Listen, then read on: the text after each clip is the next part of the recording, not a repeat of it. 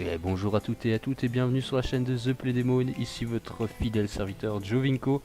Mais je ne suis pas tout seul, je suis accompagné de mes deux fameux collaborateurs bien connus dans le milieu, Monsieur TV Kounia et Monsieur Vilcro. Dites salut les gars. Salut. Adieu. Et aujourd'hui on se retrouve pour un nouveau petit projet sur la chaîne. Un projet unique sur YouTube que vous ne retrouverez sans doute jamais sur une autre chaîne quelconque et sans intérêt. Hein. Et ce concept s'appelle le talk show. Donc, principe rapide du talk show, c'est donc on a un sujet qu'on va choisir. On n'a pas encore défini de rythme sur les vidéos, mais je pense qu'il y en aura au moins une par mois. Et les questions seront préparées par l'un d'entre nous. Donc aujourd'hui, par exemple, ce sera par Monsieur TV Konia. Des questions philosophiques avec des développements, argumentation, synthèse, antithèse, tout ça. On est sur une chaîne intellectuelle, hein, tout le monde le sait. On vise un public instruit, bien sûr. Ouais, bah oui. Donc si vous avez moins de 12 ans, vous pouvez quitter la vidéo sans oublier le pouce bleu. Le pouce bleu, les amis, le pouce bleu. Le pouce Et puis abonnez-vous. Voilà, ça commence déjà, ça c'est bien. Oui, c'est bien de rappeler ce que doit faire le public quand même. Si vous n'avez pas envie de regarder la vidéo, c'est pas notre problème, il faut juste que vous mettez le pouce bleu. Donc, rien à foutre. Bah, j'ai dit que j'étais là pour faire du profit, monsieur. Hein. Ouais, c'est pas faux. Enfin bref. Et du coup, le thème de cette semaine, ce sera la stratégie dans Pokémon. Et donc, 6 questions ont été préparées sur ce sujet. Et Léo s'occupera de nous exprimer ces questions. Parce que, à savoir que Vilcro et moi ne connaissons pas les questions à l'heure actuelle. Ce sera la surprise. On les découvre, c'est un examen pour nous. Hein. On regarde si on passe l'examen. Et puis, si on a une assez bonne note, on peut rester sur la chaîne. Sinon, on est viré. Bah ouais, parce que s'il n'y avait pas de pression, ce serait pas drôle. Et on va essayer de répondre à ces questions en restant dans le politiquement correct, sans critiquer les différentes ethnies, les minorités raciales, tout ça. Les gens pas importants. Nique ta mère. C'est pas ma faute si tu te sentais concerné, hein. J'y peux rien si tu te sens visé, hein. Ah non, c'est juste que je refuse de faire du politiquement correct. Ah, c'était pour ok. annoncer que ce que tu disais, c'était des conneries. Ouais, bon. Il faut bien qu'on fasse des vues, alors pour ça il faut abuser du visionneur lambda, bête, non instruit, T'allais dire quoi, toi nourri au Red Bull et tout ça. T'allais dire quoi, toi? Bah rien. Rien. Okay. Ouais. L'abstinence, mon ami, l'abstinence. Comme à la Oui. présidentielle avec Macron et puis l'autre grosse conne d'extrémiste là. Bon, hein. Bon, voilà. J'avais pas besoin de dire nique ta mère, tu commences déjà. Du coup, sans forme de procès, Léo, je te laisse commencer par la première petite question. Oui, merci bien. Donc voilà, on a un plan avec pas mal de questions. En tout cas assez pour articuler un peu le débat. Hein. Mais vous ne vous inquiétez pas, vous verrez que nous restons en quasi, disons, improvisation, je dirais presque totale. Hein. Et toujours objectif, hein. Total, ouais. Toujours objectif. Pas de parti pris dans cette émission. Non. Bon. Dis pas au chocolat, pas chocolatine. Guys, je commence avec la première question. Alors, quand avez-vous commencé la strat et pourquoi? Je commence ou tu commences? Vas-y, commence, ça a l'air plus motivé que moi. Alors moi j'ai commencé la strat, si je me souviens bien, avec le début de la 6G en fait, vu que toutes ces histoires d'IV et 2V étaient devenues vachement simplifiées avec le programme qu'ils avaient mis, c'était le SPV, c'est ça? Le truc Voilà, des sacs avec de les sacs de sable. sable. Ou SVP, Ouais, ou- voilà. voilà. C'était devenu ultra simplifié à bosser et puis à comprendre en fait. Bah, j'en avais entendu parler avant, mais j'avais jamais pigé qu'est-ce que c'était. Puis là, voilà quoi. Vu comme c'était simple, je m'y suis mis. Puis ça a rendu des trucs pas mal, mais quand même putain de long et chiant quoi. Du coup, c'est à mon tour là. Oui. Jovinko, on te laisse la parole. Alors moi, tout a commencé un mardi. C'était un jour sombre, avec du brouillard. La température était d'environ 15 degrés. Et de la Ne pluie. Hein. sachant pas quoi faire de ma vie, je me suis rendu sur la plateforme appelée YouTube et ai commencé à chercher des vidéos de let's play du King Nappy. À l'époque, j'étais une merde en anglais. Et je ne comprenais absolument rien. Du coup, j'étais comme les petits gamins, tu sais, à regarder les images. Ça a changé en fait depuis. Ne me décribilise pas directement. Après la 5ème vidéo, s'il te plaît. Laisse-le continuer son histoire. Ouais. Oui, d'accord. Sinon je vais oublier, on va devoir Pardon. recommencer et puis cette vidéo elle va faire 3 heures. Non. Bref, où est-ce que Pardon. j'en étais? Et donc j'irai sur YouTube à la recherche de vidéos Pokémon et je suis tombé sur le maître incontesté de la stratégie Pokémon. J'ai eu l'illumination. Je suis tombé sur une vidéo de Monsieur PokéMMD qui faisait des vidéos sur Pokémon Showdown à l'époque. Puis j'ai commencé à regarder et puis je me suis dit waouh, le gars il est trop stylé, il arrive à tout anticiper, il fait des techniques de malade et tout. Parce que avant, à savoir que moi quand je faisais de la stratégie c'était bon 4 attaques bourrin, tu sais, donc genre éruption, ultra laser, genre de trucs. Puis en regardant ça j'ai découvert qu'il y avait des attaques qui avaient l'air nulles mais qui servaient actuellement, tu sais, genre Danse Lame, Danse Raku, tout ça. Puis après j'ai commencé à jouer à Pokémon Showdown. Et bon, on va pas se le cacher, j'étais une grosse merde à l'époque. Et Je touche par là. ferme-la, Ah, c'était- ferme-la. Et du coup, avec le temps, j'ai commencé à m'améliorer pour atteindre le niveau actuel. Donc, comme vous avez pu voir dans les autres vidéos, donc c'est un niveau quasiment expert. Je pourrais faire des tournois dans le monde entier, tout ça, remporter des Ah prix. oui. Mais je ne le fais pas pour que mes 2 autres collaborateurs ne se sentent pas rabaissés et insignifiants à côté de moi. Ma gueule là. Quoi? J'ai le droit d'ouvrir ma gueule là. Non. T'attends que j'ai fini, s'il te plaît. D'accord. On a dit qu'on restait dans le politiquement correct et qu'on s'insulterait pas. C'est un peu tard. Bah, j'ai juste dit la vérité, c'est pas des insultes. Oh, c'est pas pas ma- faux. C'est pas ma faute si la vérité blesse. Hein. Enfin bref. Ouais. Et par contre, à savoir que j'ai jamais fait de stratégie sur console parce que déjà, on va pas se le cacher, mais faire des Pokémon sur console, ça fait chier. Hein. Et puis générer les Pokémon, c'est pour les noobs. Voilà, j'ai rien Voilà. d'autre à ajouter. On poussera le débat plus loin. Vous pouvez mettre un pouce bleu si jamais. Hein. Le pouce bleu, les amis, le pouce bleu. Bon, pour ma part, je crois que j'ai commencé il y a bientôt 5 ans en fait.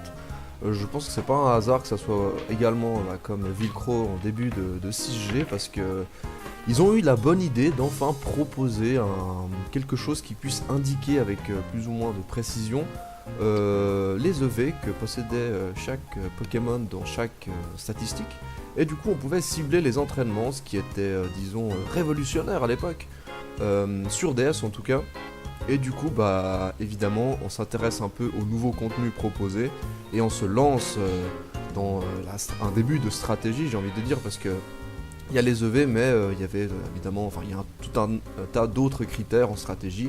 Mais pour nous, c'était un début. Et puis, avec Vilcro et un autre ami à moi, on essayait de comprendre un peu tous les dessous et toutes les ficelles du métier, j'ai envie de dire, de stratège.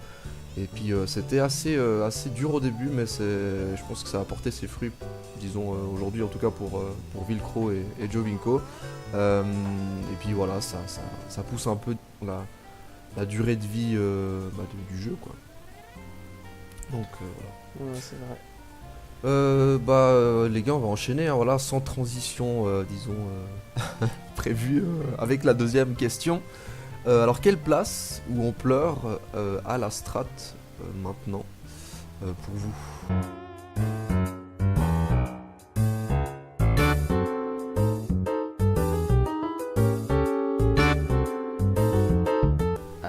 Cette fois-ci, je commence. On fait en inverse. Ouais, vas-y. Bon, alors, je dirais que moi, la stratégie, elle a commencé à se développer à partir de la 4ème génération où il y a eu Sinnoh. De par déjà la diversité des attaques et puis comment dire, les Pokémon ont commencé un peu à se différencier dans les rôles avec l'apparition des pièges de rock et puis anti-brume, tout ça. Parce qu'à savoir que dans les premières générations, tous les Pokémon étaient ultra bulky.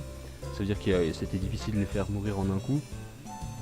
Donc là, ça a raccourci les combats déjà. Et ça les a rendus beaucoup plus accessibles.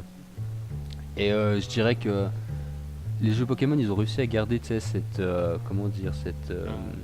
manière de plaire à tout le monde en fait, avec une histoire très gamine pour plaire aux enfants, avec un niveau de difficulté peu élevé, comme ça n'importe qui peut arriver à finir le jeu, tout en ajoutant une dimension, la dimension stratégique pour les personnes un peu plus pas matures mais dans un âge plus avancé, peuvent aussi s'y retrouver en faisant de la stratégie tout simplement. Donc en devant réfléchir à qu'est-ce que va faire l'adversaire plutôt que de simplement bourrer les attaques les plus puissantes comme il y a dans l'histoire principale. Et ça renforce aussi l'effet de compétition, c'est donc qui est le meilleur dresseur entre moi et mes potes, qui est le plus nul, qui est capable de mieux anticiper, de prédire, et puis ça rend le jeu un peu plus fun. Et puis ça fait que la durée de vie du jeu peut durer jusqu'à la sortie du prochain, donc généralement c'est tous les ans. Ouais. Donc moi je pense que en 2017 la stratégie elle a vraiment une grosse ampleur dans le jeu. Enfin franchement la plupart des gens maintenant ils achètent le jeu, c'est pas pour faire l'histoire, c'est plutôt pour le plus vite possible arriver au endgame et pouvoir faire des combats avec leurs amis. Je sais pas si t'as quelque chose de différent à ajouter, Vilcro. Moi je dirais que c'est quand même parce que là tu présentes le truc comme la strat. La plupart des gens ils font vraiment que pour la strat à la fin, mais il n'empêche que la plupart des let's play qui sont regardés sur YouTube et des trucs comme ça, c'est pour l'histoire. Donc je pense que c'est plus un 50-50 ou quelque chose comme ça, c'est un peu 50-50. T'es curieux de voir qu'est-ce que l'histoire va te raconter, est-ce que c'est intéressant ou pas. Par exemple, Horace, tout le monde avait envie d'un remake de la 3ème génération. On attend toujours celui de la 4ème d'ailleurs. Mais tout le monde avait envie de voir ce remake et on était juste super content de voir qu'est-ce qu'ils avaient fait avec l'histoire, avec le module Delta à la fin. On était juste tous super satisfaits avec ce qu'ils ont fait. Et puis après, à la fin, tu disais bon, maintenant je fais quoi? Et puis après, tu te tournais vers la strat. Mais pendant l'histoire, quand même, t'avais cette espèce de satisfaction d'avoir réussi. Tu te sentais vraiment un dresseur. Et dans ce fait-là, je pense que ça appuie encore plus la strat. Parce que ce sentiment que t'as à la fin d'une bonne histoire, d'avoir envie de faire encore mieux, de progresser plus loin, dans un esprit un peu enfantin, tu vois, ça peut te pousser à essayer d'autres trucs, à trouver des moyens d'avoir les meilleurs Pokémon possibles. Après, évidemment, les PNJ, ils sont pas forcément... Ouais, ça je pense qu'on est sont pas d'accord forcément assez forts pour affronter des Pokémon qui ont que des attaques genre abri, mur lumière et tout ça, tu vois ce que je veux dire? Non, c'est mais pas forcément la peine. on va pas se cacher, mais les jeux, l'histoire elle devient de moins en moins intéressante dans les jeux de base. Et Ouais, c'est dommage, c'est ça devient de dommage. plus en plus facile en fait. Enfin, t'es tout de suite à 5-6 niveaux au-dessus des dresseurs lambda que t'affrontes dans l'histoire. Ouais, mais ça, je pense que ça a aussi une influence. La strat a aussi une influence, elle, sur comment tu joues. Parce que quand ça fait des années que tu joues à Pokémon, que tu es au courant de l'importance des niveaux, des attaques, des statistiques et tout ça, on va dire que tu fais beaucoup plus gaffe à affronter absolument tous les dresseurs. Moi, je me souviens quand j'étais gamin, je jouais à la 4G, je passais tous les dresseurs possibles, je voulais juste faire l'arène. Mais du coup, ça fait que je suis retrouvé à la ligue avec un niveau 38, quoi. Ouais, c'est. Donc un peu impossible. Mais je pense que dans ce sens-là, c'est vraiment un 50-50. Mais c'est vrai que l'histoire devient... Ils essayent un peu de la rendre intéressante en rajoutant les ultra chimères et des trucs comme ça, mais ça change pas toute l'histoire, quoi. C'est un élément qui devient pas mal, mais c'est pas toute l'histoire qui devient intéressante. Ça Donc reste évidemment, quand même, tu te tournes plus vers autre chose qui t'intéresse. Donc la strat, c'est un peu l'autre truc des jeux Pokémon, de la licence. Donc Ouais. tu te tournes là-dessus parce que l'histoire est pas forcément super intéressante. Mais voilà quoi. on va Après- pas se le cacher, mais hormis la 5G, ça reste très gamin les histoires Pokémon. J'irais même jusqu'à dire que jusqu'à la 4G, il n'y a pas vraiment d'histoire en fait. La seule véritable histoire est en 5G. Avec, Ouais, ils ont commencé à faire une vraie histoire. Mais le problème, c'est après, à la 6G, ils ont quand même fait une histoire vachement intéressante, je trouve, avec X et Y. C'était super sympa, moi, je trouve. Mais le souci, c'est toutes les implications que ça a commencé à avoir. T'as commencé à voir plus loin dans le monde Pokémon avec la 6G quand même. T'as commencé à te dire, ouais, il y avait quand même une guerre il y a 3000 ans. Et tu dis, il y avait la guerre, donc il y a la guerre, il y a la famine, il y a des trucs comme ça dans Pokémon. C'est pas un truc si gamin que ça. ça crée Mais quand même actuellement, c'est un temps de paix, juste. Donc voilà, moi j'attends le moment où on va retrouver, comme dans les Fine Made, où on va découvrir qu'en fait les arènes, c'est des trucs pour entraîner les futurs militaires, c'est des ex-militaires qui entraînent les futurs jeunes recrues, et c'est pour ça que tu donnes des Pokémon à des enfants de 10 ans, parce qu'il faut les recruter très tôt. ça fait quand même de sacrées incohérences. Tu sais, par exemple, ils disent qu'il y a 3000 ans, il y avait la guerre. Puis t'apprends qu'il y a des Pokémon genre... comment il s'appelle le Pokémon Psy qui ressemble à E.T. de la 5G. Ils disent, Beltram. ouais, ils disent, je crois, dans le Pokédex, un truc comme ça. La première fois qu'on a vu, c'était il y a 50 ans, alors qu'il y a 3000 ans, tu sais, il y en avait déjà. Tu sais, si tu regardes, il me semble que si tu regardes une des fresques, il est déjà dessus. Ah ouais? Ouais. T'as jamais remarqué? Bah, tu Ça, trouves je pas... j'ai C'est incohérent, pas fait non? attention. Bah ça va, c'est pas non plus... Bon, Ouais. c'est pas l'un des plus grands mystères de Pokémon. Le plus grand mystère de Pokémon étant qu'est-ce qu'il y a en dessous des pieds. Est-ce que Trio Piqueur a des pieds ou pas? Ouais, ça, c'est vrai. Non, alors ça c'est pas un mystère parce que dans un jeu Pokémon Donjon Mystère, la version rouge et bleue, une des premières missions que tu dois faire, tu dois sauver un Topiqueur. Et Topiqueur dit, je sentais mes pieds dans le vide. Topiqueur a des pieds. Ah. Vous Est-ce le que, saurez maintenant. est-ce que Trio Piqueur a 2 pieds ou 6? Ça, une autre question. 6 du coup, parce que c'en est un par tête. Mhm. En fait c'est des siamois. Hmm. Bon bref, on va pas trop non plus s'écarter. Pas trop du s'étaler truc. là-dessus, mais voilà quoi. Ouais, mais Pour t'as moi, pas répondu à la pour question, résumer. Léo. Réponds. Oui, alors bah, pour moi, je vous rejoins un peu dans ce que vous avez dit. Hein. C'est vraiment la stratégie qui permet finalement de pas laisser sa DS dans le tiroir et de la laisser, disons, prendre de la poussière. Donc ça permet évidemment de rallonger un peu la vie du jeu et pour moi c'est un espèce de bonus finalement. Peut-être que j'accorde pas autant d'importance à la stratégie en ce moment que vous deux, mais c'est vrai que on se dit que après l'aventure il y a quand même quelque chose à faire, même si voilà il propose toujours des trucs à faire après l'aventure comme les zones de combat, etc. C'est un peu un jeu qui se finit jamais, mais avec la stratégie au moins on est occupé parce que si vous le faites sur DS ça prend du temps tester, il y a tellement de combinaisons possibles en fait finalement que ça vous occupe en fait, ça vous occupe vraiment. Ça peut être un avantage et ça c'est aussi un inconvénient, mais ça en tout cas pour moi, mais ça on le verra plus tard quoi. Après évidemment quand je pense à Pokémon, je pense un peu à cette frénésie dans laquelle j'étais quand j'étais gamin, c'est cette chair de poule quand vous entendez le générique du début de l'aventure de la nouvelle version. Enfin, moi quand je pense à Pokémon, je pense plutôt à l'aventure et pas trop ce qui se passe après. Mais bon, voilà. Ça, je pense qu'on est un peu tous là-dedans, mais la stratégie, ça reste vraiment une belle opportunité pour ceux qui veulent aller plus loin. Parce qu'on peut aller plus loin, et ça, malheureusement, enfin, pas malheureusement, mais tout dépend du point de vue, mais pas tout le monde ne le sait. Voilà. Je pense qu'on va pas ajouter grand-chose là-dessus.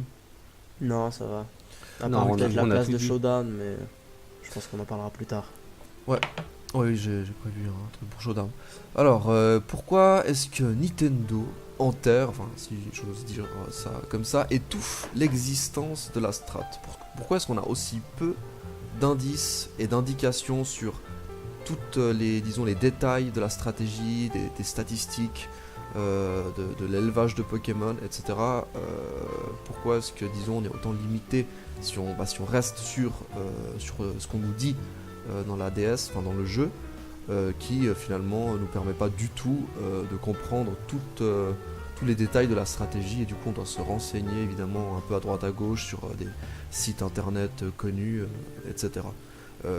Moi j'ai l'impression que Nintendo n'accorde pas une place importante à la stratégie, vu le peu d'indices et d'indications qu'il donne, en sachant que justement il y a besoin de beaucoup de détails si vous voulez vraiment connaître tout, disons l'entier de ce qui peut se faire en stratégie. Alors, moi, par rapport à ce point, je pense qu'en fait, ils décrivent tout simplement pas plus la stratégie parce qu'en fait, ce serait trop chiant à lire. T'imagines le gamin de 12 ans, il doit se taper le dialogue qui lui explique tout ce que c'est, les EV, les moves tutor, les egg moves, tout ça. Le gamin, après 2 minutes à écouter ça, et il n'en peut plus, il ferme sa DS, il la fout au placard et il va jouer à Call of Duty, tu vois. Enfin, Ouais. Après, je pense que ça soit- peut se faire progressivement. C'est pas quelque chose d'impossible, mais c'est vrai que sur DS, je trouve qu'il y a il y a trop peu d'indications, quoi. Il y a un type qui vous dit si votre Pokémon est plus ou moins bon au niveau des IV, mais encore, c'est des indications vagues. Vous savez pas exactement combien votre Pokémon a d'IV, s'il est parfait ou pas. Ça reste vraiment très flou. Et voilà quoi, j'ai vraiment l'impression que c'est un peu la carte au trésor quoi, si vous voulez faire de la stratégie. Alors, sur ce point-là, je vous rejoins pas tellement parce qu'il faut pas oublier tous les tournois qui sont organisés et tout ça par The Pokémon Company et tout le bordel. Et on peut pas dire que ça a une place peu importante parce qu'ils pensent toujours à mettre tous les outils nécessaires à ceux qui veulent faire de la strat et de plus en plus ils en mettent. La preuve avec à partir de la 6G, on a des outils qui nous permettent d'entraîner tous les EV, même de changer les IV de notre Pokémon en 7G. Je sais pas si vous avez entendu parler de ça, mais il y a une option pour que pendant le combat, notre Pokémon ait des stats, ait les mêmes statistiques que si il avait 31 IV partout alors qu'il les a pas. Il y a ça, mais voilà, sur ce point-là, je ne rejoins pas trop parce qu'il faut pas oublier que la strat, c'est une option. Le but de Pokémon, la devise, c'est catch them all. C'est pas faites de la strat, faites les plus forts possibles. Donc, évidemment, le truc, c'est que la strat, du coup, ça inciterait trop les gens à acheter le jeu, à pas jouer l'histoire, à pas faire ce sur quoi ils ont le plus travaillé, entre guillemets. Puis voilà, donc, il faut pas oublier que la strat, c'est une option pour ceux qui veulent être compétitifs, pour les gens plus matures, qui portent pas tellement attention à l'histoire et qui ont juste envie de jouer à Pokémon en tant qu'un jeu vidéo compétitif, en tant qu'un jeu vidéo sur lequel ils peuvent prouver leur valeur entre guillemets. Donc c'est clair, c'est un peu pour des gens plus matures que pour un enfant de 10 ans et tout ça, mais c'est tout à fait accessible à tout le monde, il n'empêche, et il n'y a pas besoin d'être ultra intéressé et de chercher super loin, surtout avec les accès à internet et tout ça, pour avoir toutes les informations nécessaires. Je veux dire, il y a le site de Showdown pour tester des machins, il y a le site de Smogon pour voir si c'est viable ou ce qui est joué ou pas. Il y a des tas de sites, il y a Poképédia, il y a des tutos sur YouTube, etc. qui t'expliquent comment fonctionne la stratégie Pokémon. La plupart tous les tournois même sont diffusés en live stream et puis mis sur YouTube en replay. Donc je pense quand même que Nintendo et The Pokémon Company surtout donnent à la strat la place qu'elle mérite. Mais après, c'est clair que c'est pas ça qui est dans le cœur des gens. C'est l'histoire de compléter le Pokédex, attraper les Pokémon, et puis la petite histoire de t'as tes Pokémon préférés, un dresseur devient super fort, et puis il défonce une team de méchants. Bon, après, ce qu'il faut dire, c'est que Nintendo elle commence à se faire un peu bouffer par les fan-made qui sont beaucoup plus durs et beaucoup plus challengeants que. Ouais, exactement, c'est ça que je voulais Voilà, dire. c'est ça, les jeux c'est de la base. recherche de challenge, c'est des options, c'est voilà. Le problème c'est que Nintendo a tendance, on a vu en ce moment, de shutdown justement des fan-made qui prenaient de plus en plus d'ampleur. Ils ont peur de ça. Et il faut dire, alors évidemment on a accès à internet, évidemment c'est pour ça que j'ai dit avant que pour connaître tous les détails de la stratégie, il fallait aller sur internet. Mais la plupart des gens qui font de la stratégie le font, entre guillemets, ils font pas de la stratégie officielle. C'est-à-dire qu'ils vont pas, aller sur la DS pour faire de la stratégie. Ils vont aller sur Showdown.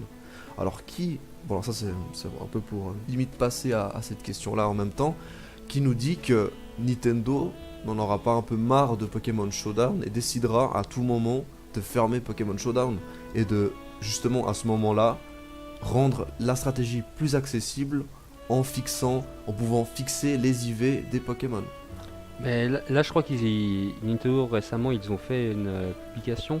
Puis je crois qu'ils vont shutdown de plus en plus de jeux vidéo en fait, par peur d'être menacés en fait, parce que, enfin en fait, on arrivait à un point où en fait les fan-made sont entre guillemets meilleurs que les jeux de base d'un point de vue scénaristique, difficulté de gameplay et tout simplement musique, tout ça. Enfin, personnellement, moi je joue plus volontiers maintenant aux fan-made comme Pokémon Reborn ou Rejuvenation qu'à des jeux comme Soleil et Lune.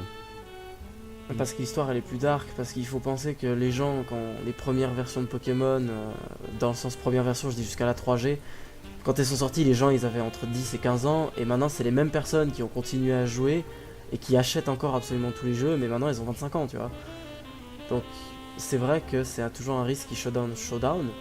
Mais d'un autre côté, il faut penser, évidemment, c'est tout des questions de marketing, hein, au fond, ils veulent du fric. Mais comme nous. D'un autre côté, moi je suis allé sur Showdown parce que je voulais améliorer, ma strat sur DS. Je voulais tester mes Pokémon sur Showdown pour voir si c'était viable sur DS. Et je pense qu'il y a à peu près un 30 c'est une fourchette assez large, mais entre les 40 et 50% de la communauté Showdown, c'est des gens qui jouent aussi sur DS ou qui ont commencé par vouloir jouer sur DS. Mais après, le temps que ça prend Bon, maintenant sur Soleil et Lune, c'est beaucoup plus facile, mais j'ai pas essayé la strat sur Soleil et Lune, je vais pas vous le cacher. Ah, c'est que du stall, mec. Ouais, c'est que du stall en 7G, mais tu vois, c'est ça le truc, c'est que les gens sont beaucoup trop pour la gagne sur DS. Ils sont beaucoup trop pour la gagne parce qu'il y a des prix, parce qu'il y a des tournois, parce qu'il y a des saisons ultra compétitives. Ou Sur tout Showdown, non, simplement tu t'en bats pour les couilles, montrer tu perds des qui a points, la mais plus tu t'en grosse fous, en quoi. fait. Quand j'ai dit, J'ai dit, ou tout simplement pour montrer qui a la plus grosse. Ouais, ça aussi. mais quand j'ai dit qu'il y avait peu d'indices, enfin c'était pas que ça en fait. C'est-à-dire quand je parlais de l'accessibilité à la strat, c'est qu'en fait, comme t'as dit, Vilcro, c'est qu'il y a un problème sur DS, c'est que si on veut faire de la stratégie, c'est en plus d'être un peu, disons, compliqué dans le sens où il faut comprendre certaines choses qu'on nous explique pas sur DS, c'est long à faire. C'est un peu comme si, je sais pas, tu devais gravir une putain de montagne avant de pouvoir arriver sur le terrain et te battre, quoi. Parce qu'il y a toute cette histoire d'élevage de Pokémon qui prend du temps, ces espèces de bracelets là que tu dois donner à tes Pokémon, les pierres Stase, etc. Enfin, c'est vraiment long à faire, et encore une fois, les gens qui sont sur DS et qui jouent en strat, et ça se voit, et ça s'explique par le fait que en fait, le metagame sur DS n'est pas du tout le même que sur Showdown. Pourquoi ? Parce que sur Showdown, on peut faire absolument tout, et sur DS, il y a des choses qui sont beaucoup trop longues à faire, comme notamment les puissances cachées. Et du coup, il y a des choses, évidemment, c'est pour ça que le metagame DS est dégueulasse, parce que tout le monde joue la même équipe, parce que c'est efficace, parce que c'est simple. Et évidemment, les gens ils vont pas se casser le cul à passer 36 heures à avoir enfin la bonne puissance cachée sur le Pokémon qu'il faut, ou le bon objet, ou le bon truc, parce que sur Showdown, c'est beaucoup plus facile et rapide. Et sur Showdown, il y a beaucoup plus de variété, notamment avec les tiers, en termes de stratégie, alors que sur DS, mais une fois sur deux, vous retrouvez au moins 3 ou 4 Pokémon qui reviennent à chaque fois dans chaque équipe que vous affrontez. Mais après, il y a aussi ça, j'ai déjà vécu ça pour le coup. Cet aspect de tu fais un Pokémon, tu dis il va marcher trop bien et tout, t'arrives sur la méta des trucs les plus efficaces, les plus pétés du monde, et puis tu vois que ton Pokémon il marche pas. Donc en gros, t'as gaspillé pratiquement une semaine de ta vie sur un Pokémon pour finir, ce soit de la merde. Bah, c'est ça que je dis, c'est ça le problème. Et je voulais revenir sur un point aussi. Je pense que la stratégie elle est pas mise en avant parce que tout simplement c'est pas très éthique en fait. Si tu mets 2 Pokémon à la pension, tu les prends, ils font des bébés. Si le bébé te convient pas, tu le relâches. Relâcher un bébé c'est vu comme un abandon pur et simple. Ah bon, là Du on coup, parle quand même d'un jeu où tu raquettes des petits jeunes et puis tu braconnes des animaux surpuissants. Ouais, et puis Si tu regardes en termes éthiques comme ça, Pokémon c'est le jeu le moins éthique du monde. tu rebalances des bébés qui ont 10 secondes dans la nature en pensant qu'ils vont pouvoir se débrouiller tout seuls et tout. Ça, c'est Bah, le tu les pire. captures dans la nature. Ouais, mais ça revient presque à un génocide en fait. C'est tu fais des bébés, le bébé convient pas, tu le balances. C'est comme je Ouais, dis, on quoi, va pas je pense commencer que- à se lancer sur des thèmes. Tu vois, s'ils sur mettaient des ça thèmes en- trop ethniques, trop philosophiques là, parce que là tu pars sur du. Non, mais t'imagines s'ils faisaient un trailer Sur là-dessus, des c'était thèmes un genre petit peu un complexes. Pokémon ne vous convient pas, balancez-le dans la nature. Et puis tu vois le petit bébé qui doit se débrouiller Tu tout le balances, seul. tu le vois que tu l'abandonnes. Oh, pff. Bon, ça se réverbère dans la vraie vie avec ce qu'on appelle l'eugénisme, mais c'est un petit peu trop philosophique quand même. Hein. Faut pas Ouais, aller chercher trop loin. c'est On un a jeu dit qu'on qui- visait c'est un jeu public moins de- cultivé. Donc Ouais, mais c'est un jeu les. moins de 3 ans, mec. Oui, mais notre public sur la chaîne, mon ami, pense marketing, mon gars. Dans tous les cas, je serais pas Achetez nos étonné t-shirts. qu'il y ait une révolution sur DS où Nintendo va enfin se rendre compte que Déjà, la faut- stratégie a une place importante sur DS aussi. Déjà, Bah, il ils faut font plus des faire pas, de jeux sur faciliter, DS. Ça se voit, ils font de plus en plus des pas vers les stratèges. Hein. Voilà. C'est Ça peut-être facilite aussi la- pour ça que l'histoire est de plus en plus fade, pour que les gens ils disent j'ai acheté le jeu, ils soient déçus par l'histoire, puis ils se disent bon bah je veux quand même en avoir pour mon argent, et du coup ils font la strat. Non, mais Bon, déjà, après, moi si Nintendo j'achète un veut jeu faire quelque Pokémon, chose, c'est pour l'aventure, tu vois. Donc je pense Ouais, que ouais, l'aventure, ils essaient, mais ils sont un peu à court d'idées, et puis ils essaient de faire des trucs un peu trop. Ils s'écartent beaucoup trop, quoi. Non, mais Nintendo, Ouais, déjà, elle doit changer de plateforme. C'est plus possible les jeux sur DS. Les graphismes, on va pas se cacher, c'est dégueulasse. Il faut qu'ils changent. Il faut qu'ils Ouais, changent de mais- console. là. Ouais mais je sais pas pour vous, mais moi je me vois pas jouer un jeu Pokémon, vraiment jouer à un jeu Pokémon pour moi c'est sur DS, c'est sur cette plateforme là, Bah, c'est avec ces graphismes si particuliers, c'est... Mais ça c'est un peu relancerait ce qui la fait Wii à partie part du ça. jeu. Hein. Ils mettraient Ouais, mais Pokémon c'est un sur peu Wii, ce qui il fait- y aurait 10 fois plus de joueurs. Tout simplement Ouais, mais parce que 10 les fois plus de graphismes joueurs, sont 10 plus fois beaux. plus de trucs toxiques quoi. Qu'est-ce qui serait toxique Bah la méta sur la strat. Ouais, d'accord, mais bon, si tu parles d'un point de vue aventure et tout, la plupart des gens ont plus de plaisir à jouer sur Wii que sur DS. Au niveau graphisme, la 3DS, on a tous vu ce que ça fait quand tu fais les combats doubles Ouais, mais je pense qu'en termes de avec deux vente, Pokémon en termes Vol. Ouais, mais je pense qu'en termes de popularité, c'est quand même 1000 fois plus, c'est quand même 1000 fois plus vendu un jeu sur Pokémon sur DS. Parce que c'est vraiment, enfin, c'est un peu la trademark de Pokémon, c'est que ce soit sur DS, c'est un peu le jeu sur DS. Bah personnellement, moi j'ai acheté la DS pour Pokémon, hein, autrement. Ouais, j'allais aucun- justement demander, je sais pas pour vous, mais moi ma 3DS, je Pareil, l'ai acheté pareil. pour jouer à Pokémon, j'ai aucun autre jeu Ouais. dessus. C'est pour ça que enfin, s'il sortait sur Wii, les gens achèteraient la Wii de nouveau que pour jouer à Pokémon ou à Mario Kart ou à Pokémon, genre de trucs, tu vois. Ce serait plus Ah, rentable. ouais, c'est pas faux, c'est pas faux. Tu marques un point, Ouais, merci mon ami. mais je t'en prie. Alors la prochaine question, c'est un peu, on en a un peu parlé, disons, en partie, mais je trouvais c'est quand même assez marrant, comme Jovinko l'avait dit en début de vidéo, que le Pokémon, voilà, ça se veut un peu enfantin, un peu aventure, un peu naïve, facile, où tout finit bien, etc. Et je trouve que c'est ça fait un énorme paradoxe avec la stratégie qui est quand même passablement, je dirais, compliqué pour quelqu'un qui n'a jamais fait de strat.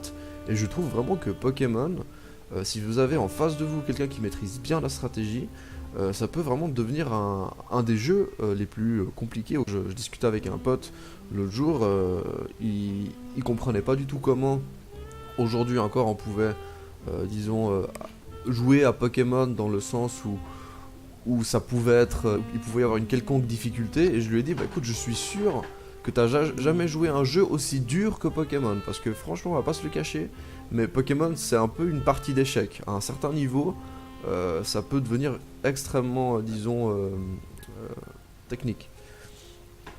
Ouais.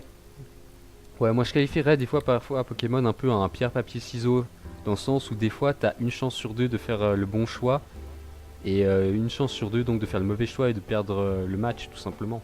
Donc il y a pas mal de mind game en fait. Donc au début il faut jamais trop partir en disant ouais l'adversaire sera super bon, je vais anticiper tout ça, et je vais l'anticiper à chaque tour et tout, parce que bah des fois en fait manque de peau, vous tombez sur quelqu'un qui est pas du tout fort en stratégie, qui va juste cliquer le move super efficace et vous allez suranticiper et puis vous faire botter le cul en fait. Mais aussi, il faut penser que ton adversaire, justement parce qu'il est bon, il va aussi t'anticiper toi. Il va aussi penser la même chose de toi, donc il va anticiper tes moves. Ouais, vous voyez le problème en fait les gars. Ouais. Tu te retrouves toujours avec le choix de soit t'anticipes le mouvement le plus simple, soit t'anticipes son anticipation.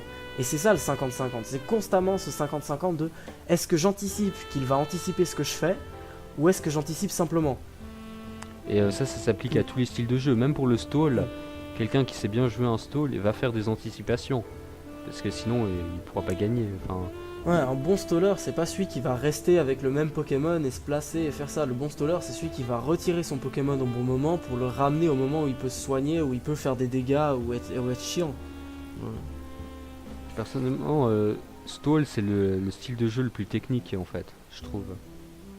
Franchement au niveau des Ouais, mais c'est anticipations. aussi, paradoxalement, c'est aussi le plus simple entre guillemets. Ouais, tu te défends, quoi, disons. En Tu fait, te défends, ouais. t'attends, quoi. en fait, le stall, ouais, c'est pas tu te bats contre l'adversaire, c'est tu te bats contre toi-même en fait. Est-ce que tu vas faire les bonnes anticipations au bon moment et tout, parce que concrètement tu fais rien au stall. Ouais, tu fais absolument que dalle, mais après. Et puis surtout, le problème que je trouve sur Pokémon, sur la méta, c'est que les Pokémon qui sont en stall, c'est vraiment des énormes stallers. C'est-à-dire que tu vas jamais réussir à one-shot un putain de tank. Un bon tank, tu vas jamais réussir à le one-shot. Mais, en contrepartie, et à l'inverse plutôt même, les Pokémon ultra offensifs, ils sont pas assez offensifs. T'as pas de Pokémon ultra offensifs au même niveau que t'as un tank.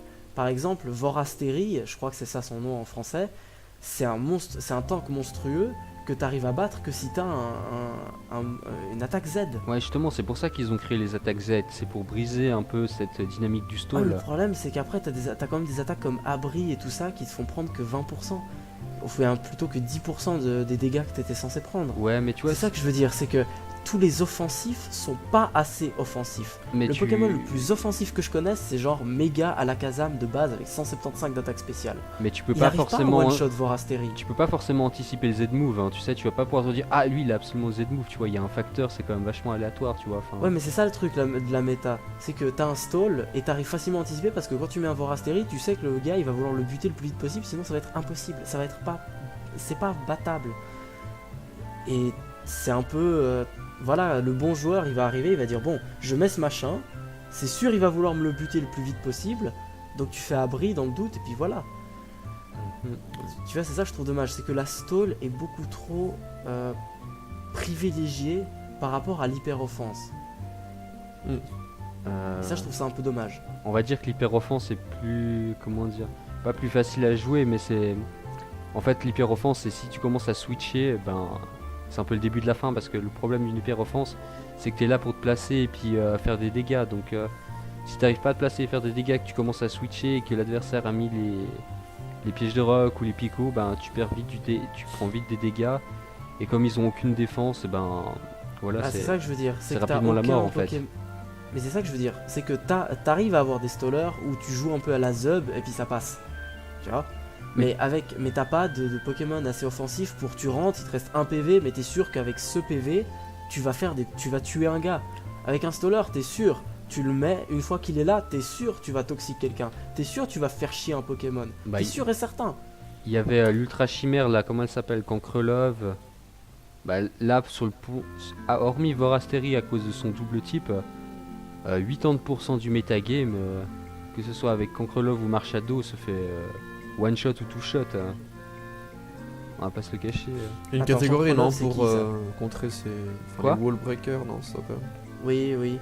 T'as dit quoi, Mais Viv? justement, les wall breakers, bah, c'est souvent des bulky, c'est souvent des Pokémon bulky. Donc, tu prends un Pokémon qui a une attaque médiocre ou plutôt bonne, mais qui a beaucoup de PV, par exemple. Ça, c'est un wall breaker. Ok. Bon, vous avez quelque chose à ajouter? Rien du Non. tout. Bon, pour la dernière question, on en a un peu parlé. Déjà. Ouais. On est déjà à 35 minutes de vidéo, les gars. Quand même. Ah, quand même. Ah, ça va. va bon, Quel avenir pour les autres plateformes? Alors on parlait de Showdown avant, et je trouve que Showdown c'est une très bonne chose, en tout cas en ce moment, qui c'est un peu un substitut quoi, de la strat, qui permet évidemment de se tester, de se chercher un peu, de voir si certaines combinaisons fonctionnent bien ou pas. Parce que c'est vrai que si on passe beaucoup de temps sur DS pour tester une simple combinaison, c'est pas rentable quoi. Donc moi Showdown, moi je dis oui. Voilà. Moi, je dirais aussi oui à Showdown, mais je dirais surtout rachat par Nintendo dans quelques années au bout d'un moment. Enfin, en tout cas, rachat du principe. Je pense que Showdown, ça va devenir vraiment un truc officiel. Smogon University sûrement aussi, mais moi je dis faudrait justement que Nintendo fasse ça, qu'elle essaie de promouvoir ce genre de site, parce que mine de rien, je pense qu'il y a énormément de gens qui ont jamais pris un jeu Pokémon vraiment sur DS, qui ont jamais acheté une cartouche, mais qui sont sur Showdown. J'en ai croisé. Alors, après je trouve que... vas-y Jovinko. ouais, moi je dirais que mon avis en fait c'est les jeux Pokémon ça va devoir se tourner sur le même principe que le fan-made en fait, avec des histoires plus corsées, un peu plus matures, sortir de ce Sortir un peu du contexte, cadre. ouais, de ce contexte, et puis quand tu vois graphiquement ce que tu as sur ta 3DS et quand tu regardes des jeux comme Pokémon Revolution Online ou Pokémon 3D, y a pas photo mec, ça donne 10 fois plus envie de jouer que d'allumer ta DS puis de voir cette 3D qui lag dès que tu mets un Pokémon Vol sur le terrain, tu vois. Enfin, Mais ça, c'était le Pokémon Vol sur terrain, c'était que sur X et Y. non, ça lag encore sur ACG. Non, t'es sérieux? Ouais. J'ai jamais vu ça. Ouais, ça lag. Pourtant j'en utilisais, mais non. Non, ça lag. Je sais pas vous, mais j'ai pas cette même sensation de gagner un combat sur DS quand je gagne un combat en fait sur Showdown. Je sais pas, sur DS pour moi ça a beaucoup plus de signification parce qu'on est là sur notre cartouche, c'est un peu plus officiel, on a travaillé sur des Pokémon. Et pour moi ça a pas le même prix en guillemets, la victoire sur DS que sur Showdown. Ah non, ça je te rejoins tout à fait là-dessus parce que pour moi c'est absolument évident que quand t'es sur DS, t'es avec des gens qui jouent leur vie. Donc gagner contre quelqu'un qui joue sa vie, évidemment c'est toujours plus satisfaisant, on va dire, que sur Showdown. Ou Showdown, à la limite t'es en train de faire autre chose en même temps et puis tu t'en fous un peu, tu vois. C'est un truc sur internet. Mais quand t'es sur DS, t'es vraiment en train de jouer au jeu, t'es impliqué dedans, t'es 100% dans le machin. Quand tu perds 10 PV, t'es genre merde. Là t'as perdu 10 PV, mais t'es genre putain, les 10 PV ils auraient pu me servir pour battre ce Pokémon, il faut que j'anticipe. Franchement, je m'implique 1000 fois plus quand je suis sur DS que quand je suis sur Showdown. En tout cas avant. Maintenant quand je vais sur Showdown avec une équipe que j'ai créée, que je vais contre un match, que j'ai cherché, que j'ai voulu vraiment le combat, là franchement je m'applique quoi. Ouais, Et après là ça prend la même valeur. Surtout un 6 qui mettent enfin le 6v6 en combat quoi, en ligne. Pas parce que le 3v3 Ah ouais, non, mais ça il limite faut, parce beaucoup que trop ça, quoi. Un 3, avoir le choix entre le... Et puis surtout, qu'ils fassent que sur leur tournoi officiel, que ce soit pas que du VGC, merde. Dans tous les... Partout sur Pokémon, c'est des 6 contre 6 les combats ultimes. La ligue Pokémon dans les dessins animés, c'est du 6 contre 6. Moi, le match Sacha contre Paul, mais je l'ai jamais oublié. Ouais, c'est sûr. C'est un truc de malade. Dans la 6G, Sacha contre Alan, c'est une dinguerie. La 6G, c'est une putain de dinguerie. Bon, alors moi sur ce Mais quand point-là, t'arrives sur le jeu, quand t'arrives sur le putain de jeu, tu te retrouves à faire soit du 3 contre 3, soit du 2 contre 2 avec 4 Pokémon chacun. Putain, c'est il trop est où, cool. il est où l'envie de faire un 6 contre 6 où t'as un gars qui place les pièges de roc, quelqu'un qui a anti-brume, quelqu'un qui se place, quelqu'un qui lui permet de se placer, quelqu'un qui soigne, un stall, où t'as tout, où t'as le tout. C'est trop limité quoi, 3v3. Ouais, c'est beaucoup trop limité, je bon, trouve. alors moi sur ce point-là, je vais pas du tout vous rejoindre. Pour moi, je suis carrément plus à fond sur Showdown que sur DS. Pour le simple et unique principe que sur DS, tu miscliques, t'as misclick, c'est fini. Tandis que sur Showdown, tu peux, t'as le temps de Quel réfléchir argument qui tue. et de choisir la meilleure Sur option. Showdown, ça tu vois. dépend, parce que si ton adversaire il a déjà fait son choix, tu vois, puis que toi d'un coup tu miscliques, ou bien si tu miscliques, que ton adversaire ait fait son choix, puis avant que t'aies le temps de cliquer sur cancel, Non, mais tu vois ce que je veux dire. Enfin, C'est le dur de principe. misclick sur DS quand même. Hein. Non, mais sur Parce que DS, tu avec ton peux... stylet, faut. Non, non, mais Ouais, ça non, m'est mais déjà mec, arrivé. quand T'as tu- genre quand t'as deux moves de la même couleur et puis tu te trompes de move, tu vois. Puis il y a aussi moi ce qui m'est arrivé. Mais sur c'est DS, que t'es j'étais tellement abs- concentré que tu mais sur réfléchis DS, t'as vraiment plus bien. de noobs que sur Pokémon Showdown. Enfin, Non, mais alors, Franchement, maintenant, sur DS, là je peux pas tellement vous rejoindre parce que. Enfin, je peux te rejoindre Joël sur le fait de DS à cause du misclick. Parce que, putain de merde, combien de fois ça m'est arrivé de me dire ok, là c'est bon, j'ai juste à cliquer là-dessus et je suis persuadé dans ma tête de où se trouve l'attaque. Je clique juste 2 fois en mode ok, juste pour gagner du temps, pour réfléchir, et là je misclick et je clique sur la mauvaise putain d'attaque. et là tu rage quit pendant des Parce pendant que, des heures et des ouais heures. voilà, ouais, exactement, parce que j'étais beaucoup trop concentré. J'étais tellement concentré sur mon move d'après que j'ai pas fait gaffe et j'ai misclick. Vous regarderez des vidéos de, je lui fais un peu de pub, mais regardez les vidéos Shady Penguin, les premières où il faisait vraiment des combats en ligne. Putain, le nombre de fois où il a misclick parce qu'il était persuadé de réussir à gagner avec cette attaque-là. Il était sûr de lui. Misclick et puis t'es dans la merde. Mhm. C'est ça aussi que je trouve qui est bien avec le misclick, c'est que tu dis et qui rajoute un peu du truc sur DS et que ça ressemble plus à l'animé. Imagine-toi dans l'animé, tu dis à ton Pokémon utilise anti-brume. Merde, non, je voulais dire façade. Mais attends, imagine-toi dans l'animé, le gars il met 2 minutes, les Pokémon ils se regardent droit dans les yeux, puis après ils se donnent les attaques. Après ils font Ouais, une c'est attaque vrai. Bon, et ils ça, faut pas attendent 2 trop s'y minutes. Et puis surtout, c'est genre, attends, je fais. Alors, utilise ultra laser. Bon, ah non, c'est ton tour pendant 2 fois. Hein. Moi, j'attends, je vais lire un livre. Bon, après, voilà, je pense que c'est un détail qui a son importance, mais bref. Bon, voilà, quoi. Moi, j'ai mis ces questions, mais si vous voulez poser, je sais pas, une autre question qui vous semble Non, moi j'ai rien. importante, Personnellement, je pense qu'on arrive gentiment à la conclusion de l'épisode. Je sais pas si t'as on a quelque fait le chose à tour, ouais, ajouter. on a fait le tour. Ouais, on a fait pas mal de tours. Après, évidemment. Alors, évidemment, on a parlé de pas mal de concepts qui, pour des gens qui ont jamais vraiment joué à Pokémon, sont peut-être un peu compliqués. Le concept de stall, d'hyper-enfance, d'un tank et tout ça, de Vorastérie, pourquoi c'est un tank. Voilà quoi, c'est un peu complexe. Et sachez que Pokémon cache bien son jeu. C'est beaucoup plus profond que vous le pensez. Juste, ceux qui sont pas du tout intéressés par la strat, prenez juste, si vous jouez à un jeu Pokémon, juste 5 minutes, quand vous capturez un Pokémon, et vous lisez la description du Pokédex. Parce que putain, il y a des trucs glauques. Ah ouais, genre Ectoplasma, mec, mon gars. Ectoplasma, il est chelou. Pur Démolos, soporifique. il est horrible. Démolos, c'est horrible son machin. Il y a qu'à voir un seul lourdeau dans la vidéo de Emerald avec la queue en forme de perceuse. Ah ouais, j'avoue. Ouais, Si vous avez Bon. lu la description. putain, c'est violent, mec. Oh. Oh, mais il y a pire beaucoup de trucs. Il y a beaucoup plus à Pokémon que ce qu'on pense. Oh, et puis soporifique qui mange les rêves des enfants par le nez. Ouais, il y a des trucs Ouais, sales. il Hein. bouffe les rêves Mmh, des franchement. enfants. Après, Lugulabre, il est horrible aussi. Je sais plus Mais ce c'est ça qu'il qui est fait. bizarre avec Pokémon, c'est que, comme j'ai dit, en fait, il y a plein de paradoxes dans Pokémon. Ça se veut enfantin, naïf et tout, mais derrière, ça a des trucs vachement glauques et malsains, quoi. C'est Bah, ça aussi que Pokémon c'est beau, c'est que ça arrive à toucher n'importe quel âge. C'est-à-dire si Mm. t'es mature, tu vas commencer à... Si t'es mature, dans le sens si t'es plus âgé, si t'es un peu moins sensible à toute cette histoire de je vais tous vous envoyer des séismes dans la gueule. Voilà, si t'es un peu moins sensible à ça, si t'es un peu moins sensible à ça, tu vas vraiment commencer à remarquer les trucs glauques, genre chez Branette ou Phantominus. Vraiment Ouais. des trucs ultra glauques quoi. Et tu vas faire gaffe à ça et ça arrive à te toucher, ça arrive à t'intéresser. Mais en même temps, un enfant il va lire ça, il va pas réaliser à quel point c'est glauque. Mhm. Tout à fait, oui. Moi je vous cache pas, j'en ai fait des cauchemars moi avec cette putain d'histoire dans Sinnoh avec avec le Le pas Spiritomb. Ectoplasma, avec le Motisma, la petite meuf, la petite Ah, fille qui oui. se balade comme ça. Putain, j'ai fait des cauchemars de ce machin. Ils arrivent à te foutre la musique glauque. L'écran est complètement noir à part sur la pièce. Et t'as la petite fille qui te passe devant. Putain. Mec, Moi, ça c'est j'avais, rien par rapport à la musique de l'avant-ville. Tu peux pas faire pire. Moi, J'avais je- le DVD ou la musique d'Avant-Ville, cassette, j'ai je sais jamais plus trouvé de. si glauque que ça quoi. Moi, je de- baissais le volume.